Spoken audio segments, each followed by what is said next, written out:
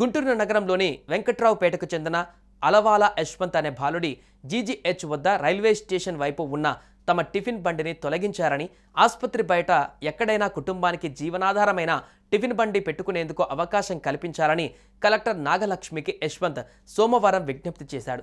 బాలుడు యశ్వంత్ చెప్పినదంతా విన్న కలెక్టర్ నాగలక్ష్మి వెంటనే అధికారులకు ఆదేశాలిచ్చారు. బండి పెట్టుకునే అవకాశం కల్పించాలని సిబ్బందికి తెలిపారు. ఈ ఉదంతంపైన మీడియాలో విస్తృత ప్రచారం కావడంతో గివింగ్ బ్యాక్ టు సొసైటీ స్పందించింది. టిఫిన్ బండి అందజేయాలని నిర్ణయం తీసుకుంది. కలెక్టర్ నాగలక్ష్మి చేతుల మీదుగా బాలుడి తల్లి ఆలవాల రాధికకు మంగళవారం టిఫిన్ బండి అందజేశారు. తమ కుటుంబానికి జీవనోపాధి కల్పించే విధంగా కొత్త టిఫిన్ బండి అందజేసిన గివింగ్ బ్యాక్ టు సొసైటీ ప్రతినిధులకు బాలుడి కుటుంబ సభ్యులు కృతజ్ఞతలు తెలిపారు. కలెక్టర్ మాట్లాడుతూ గివింగ్ బ్యాక్ టు సొసైటీ ప్రతినిధుల సేవ కార్యక్రమాలను అభినందించారు.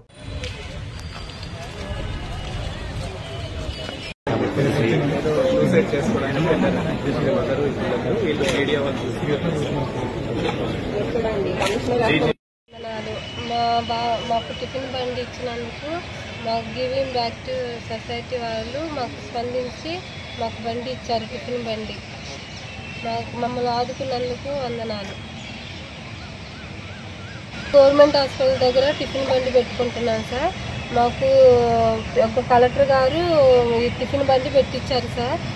గివింగ్ బ్యాక్ టు వాళ్ళు వచ్చి మాకు ఇది అందించి కలెక్టర్ గారు కానీ వాళ్ళు కానీ మాకు ఈ టిఫిన్ బండి అందించారు సార్. కలెక్టర్ గారికి ధన్యవాదాలు.